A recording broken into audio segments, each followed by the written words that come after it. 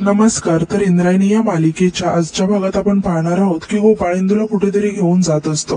तेव्हा सिंधू त्याला रागाने म्हणते की अरे काय करतोयस, तू कुठे घेऊन चाललायस. तेव्हा गोपाळ म्हणतो की रंजना सोबत गप्पा मारायला.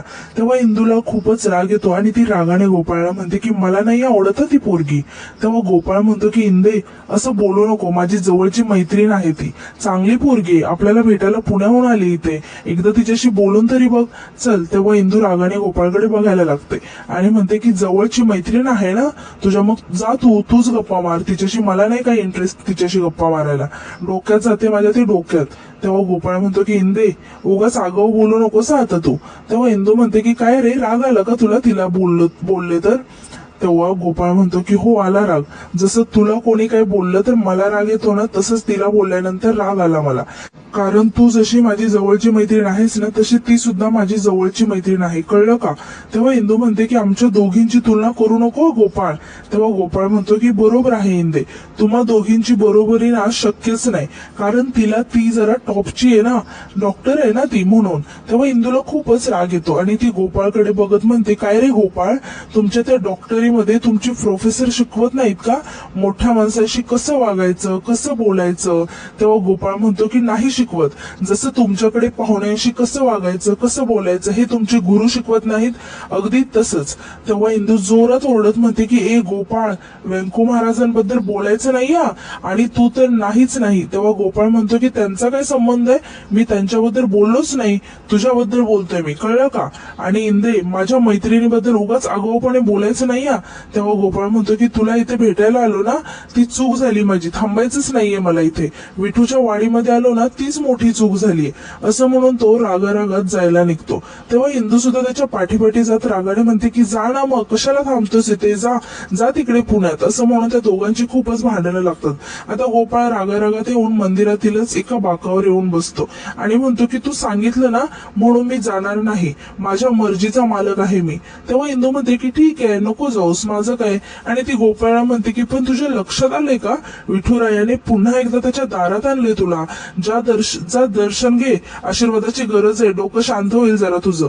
तेव्हा गोपाळ रागाने तिथून जायला लागतो आणि परत रागात इंदू जवळ येऊन म्हणतो की मी त्या रंजनाला सांगणार होतो की इंदी चांगली मुलगी आहे, तिच्याशी मैत्री कर, पण आता तिला सांगणार आहे की इंदीची कुणाशीच मैत्री करायची लायकी नाहीये आणि तुझ्याशी तर नाहीच नाही.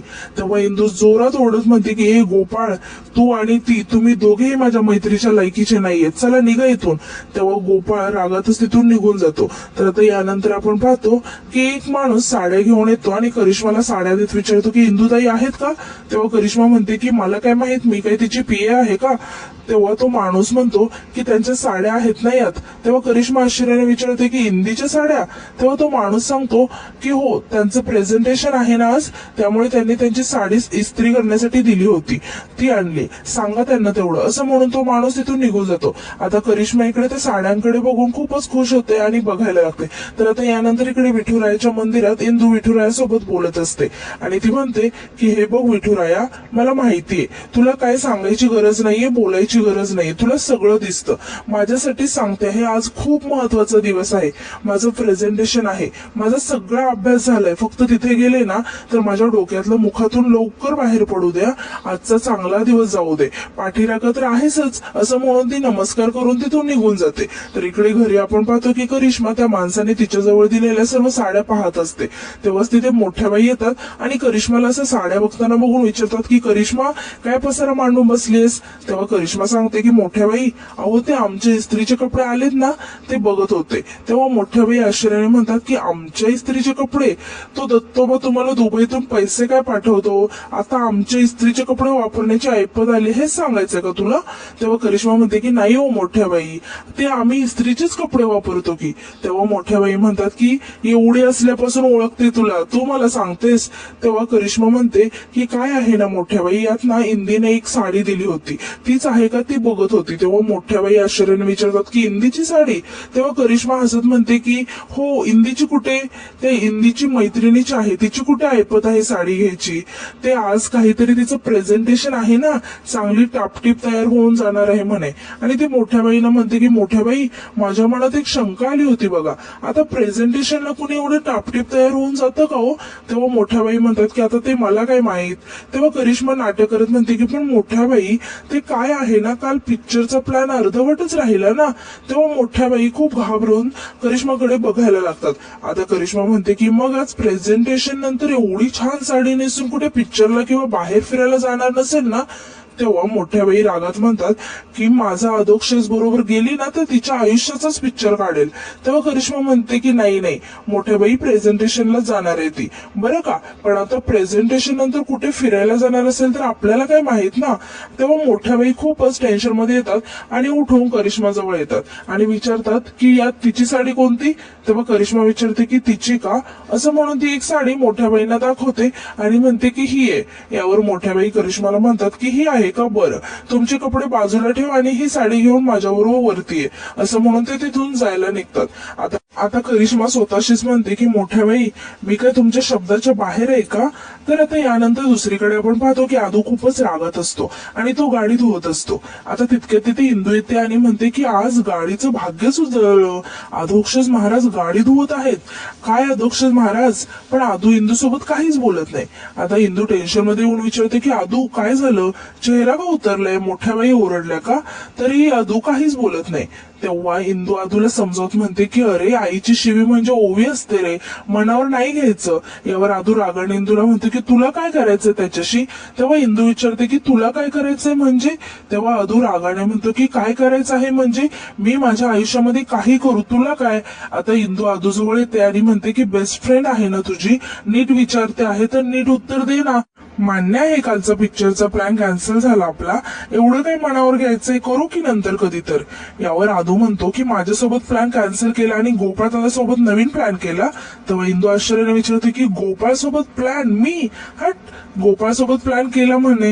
हे बघ, त्या गोपाळचा आणि माझा काही संबंध नाहीये, आधी सांगून ठेवते. यावर आदू म्हणतो की पण काल तुम्ही तर मला एकत्र दिसलात मंदिरासमोर काय करत होता. तेव्हा इंदू सांगते की भांडलो, दुसरं काय करणार आहे, तो आला की आम्ही भांडतो. तुला सांगू का, आपला गोपाळ आता पूर्वीसारखा राहिला नाही, त्याला जरा काही बोललं ना आजकाल तर सहन होत नाही त्याला. आयुष्यामध्ये दुसरी लोक आली आहेत ना त्याच्या, म्हणून गोंजरणारी, गोप्स म्हणून गोंजरणारी. आता आपल्यासारखी लोक त्याला साधी वाटतात, टॉपचे डॉक्टर वगैरे आवडतात ना त्याला. आणि रागाने म्हणते की शहरी शेंबडी. आता हे ऐकून आदू खूप खुश होतो आणि इंदूला विचारतो की अगं पण एवढी काय चिडते तिच्यावर. तेव्हा इंदू रागाने म्हणते की एवढी काय चिडते म्हणजे, कसं बोलायचं कसं वागायचं याचं काही भान आहे का तिला. अरे आदू, व्यंकू महाराजांना व्यंकू म्हणते, मोठ्यांसोबत कसं वागावं, त्यांच्यासमोर कसं बोलावं याचं काही अक्कलच नाहीये, मूर्ख कुठली. यावर आदू म्हणतो की आता किती झालं तरी गोपाळ दादाला आवडते ना ती. तेव्हा इंदूला खूपच राग येतो आणि ती म्हणते की आवडू दो ना मग, माझा काय संबंध आहे त्यात, मला कशाला सांगतो. हे बघ, ती रंजिका फंजी आणि तो गोपाळ यांच्यावर विचार करायला माझ्याकडे वेळ नाहीये. आज माझं प्रेझेंटेशन आहे, मला फक्त त्याचाच विचार करायचा आहे, आलं का लक्षात. असं म्हणून ती तिथून जायला लागते.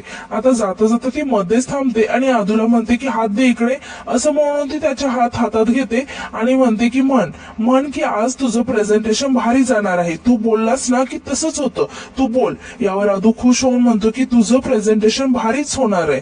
आता इंदू पुढे म्हणते की आता म्हण की त्या गोपाळचा आणि रंजीचा विचार सुद्धा माझ्या डोक्यात येणार नाही, असं म्हण. तेव्हा आदू हसत म्हणतो की कधीच नाही येणार. आता इंदू खुश होऊन तिथून जायला लागते. तेव्हा आदू तिला थांबवतो आणि म्हणतो की इंदू ऑल द बेस्ट. यावर इंदू थँक्यू असं म्हणून तिथून निघून जाते. आता आदू तिच्याकडे हसत आणि प्रेमाने बघत असतो आणि तो स्वतःशीच म्हणतो की इंदू, आज तुझ्या डोक्यात फक्त प्रेझेंटेशनचाच विचार असेल आणि माझ्या डोक्यात तुझा. आणि तो खूपच खुश झालेला असतो आणि तो विठुरायाला हात जोडून म्हणतो की थँक्यू सो मच.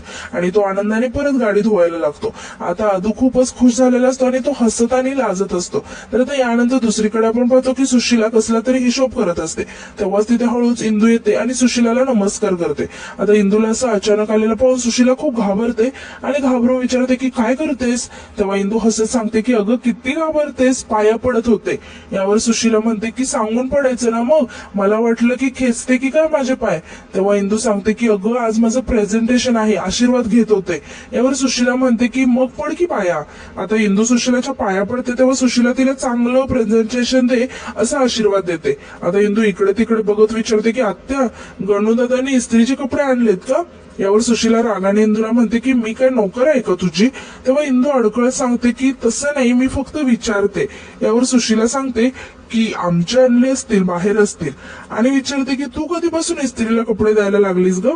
तेव्हा इंदू सांगते की अगं आज माझं प्रेझेंटेशन आहे ना, म्हणून मी त्या शिल्पाकडून. आता सुशीला मध्येच म्हणते की भाजीवालीला 500 रुपये दिलेले 50 दिलेच नाहीत, फोन करून विचारते असं. म्हणून ती त्या भाजीवालीला फोन करायला लागते आणि तिथून निघून जाते. आता इंदू सुद्धा बाहेर येते. आता बाहेरच इस्त्रीचे कपडे ठेवलेले असतात. इंदू त्या कपड्यांकडे बघत म्हणते की गणूदादा कधी येऊन गेला आणि हे कपडे इथे का ठेवलेत, असं म्हणून ती कपडे आतमध्ये घेऊन जाते. आता मोठ्या बाई आणि करिश्मा तिला चोरून बघत असतात. आता इंदू आतमध्ये जातात, मोठ्या बाई आणि करिश्मा बाहेर येतात. आता यानंतर आपण पाहतो की इंदू इस्त्रीचे कपडे घेऊन रूम मध्ये येते. ती त्यामध्ये असलेले कपडे बघायला लागते. आता त्यामध्ये तिची जी साडी असते ती फाटलेली असते. आता इंदू फाटलेली साडी बघून खूपच शॉक होते आणि घाबरते आणि ती टेन्शन मध्ये येऊन स्वतःशीच म्हणते की साडी कशी काय फाटली. आता तितक्या तिथे करिश्मा येते आणि साडीकडे बघत म्हणते की चिंध्या पण द्यायला लागलीस का इस्त्रीला. तेव्हा इंदू टेन्शन मध्ये येऊन म्हणते की अगं शिल्पाची साडी होती, माझं प्रेझेंटेशन होतं म्हणून तिने मला दिली होती, पण आता ती फाटली. तेव्हा करिश्मा म्हणते की काय ग इंदे, मैत्रिणी तुझ्या अशा फाटकी साडी देतात तुला. यावर इंदू म्हणते की ताई असं कोणी कोणाला फाटकी साडी देतं का. तेव्हा करिश्मा म्हणते की मग तुला काय म्हणायचंय, मी फाडली का तुझी साडी. तेव्हा इंदू घाबरून म्हणते की अगं मी असं कुठे म्हणाले. तेव्हा करिश्मा रागाने म्हणते की तुला हेच म्हणायचं होतं असं म्हणून ती इंदू सोबत भांडायला लागते. आता तितक्याच सुशीला तिथे त्याने म्हणते की चिमण्यांनो काय कलकल लावली. यावर करिश्मा सांगते की बरं झालं तो वेळेवर आली मदर. बघ ना ही इंदी हिच्या मैत्रिणीकडून ही साडी आणली आणि ती इस्त्रीला दिली. आता तिथून ती साडी फाटून आली आणि ही इंदी म्हणते की मीच हिची साडी फाडली. आता मला काही एवढीच कामं आहेत का हिची साडी फाडायला. सुशीला तेव्हा आश्चर्याने विचारते की इस्त्रीची साडी फाटली, माझी पण फाटली असेल का, असं म्हणून ती घाबरून स्वतःच्या साड्या बघायला लागते. आणि परत ती इंदूला म्हणते की तुझी जीभ ना फारच चालायला लागली ग, माझ्या लेकीवर आळ घेतेस होय, दुसऱ्याची साडी आणून मिळवायची कशाला. यावर इंदू सांगते की आत्या प्रेझेंटेशन आहे माझं, कॉलेजमध्ये सांगितले साड्या नेसून या म्हणून, मिरवायला नाही आणली साडी. तेव्हा करिश्मा म्हणते की इंदे माणसाने कसं साधं राहणं आणि उच्च विचार ठेवावं, कशाला हवंय ग तुला तो नको तो नट्टाफट्टा करून फिरायला. यावर सुशीला म्हणते की नाहीतर काय. तेव्हा इंदू टेन्शन मध्ये येऊन आणि रडायला लागते आणि म्हणते की आत्या शिल्पाची साडी होती ग, आणि खूपच टेन्शन मध्ये येऊन ती खाली बसते आणि रडत म्हणते की काय करू मी आता. तेव्हा सुशीला म्हणते की एवढंच तोंड करून माझ्याकडे बघू नको, माझ्याकडे नाहीयेत पैसे, तुझं तू भरवून दे. आता हे बघ मी कालच सोन्याची अंगठी केली, माझे पैसे संपलेत, आणि एक गोष्ट लक्षात ठेव ती शिल्पा दारात आली नाही पाहिजे, तुझं तू निपटवायचं ते बाहेरच्या बाहेर. आता इंदू साडीकडे बघत टेन्शन मध्ये येऊन म्हणते की पण साडी फाटली कशी. यावर करिश्मा रागाने म्हणते की परत परत तेच, तू जा आणि त्या इस्त्रीवाल्याला विचार. आणि रागाने म्हणते की इंदे यापुढे जर मला बोलशील ना तर बघ. आता सुशीला तिथून करिश्माला घेऊन जाते. आता इकडे इंदू मात्र खूपच टेन्शन मध्ये येऊन त्या साडीकडे बघत असते आणि खूपच रडायला लागते. आणि आजचा भाग इथेच संपतो. धन्यवाद.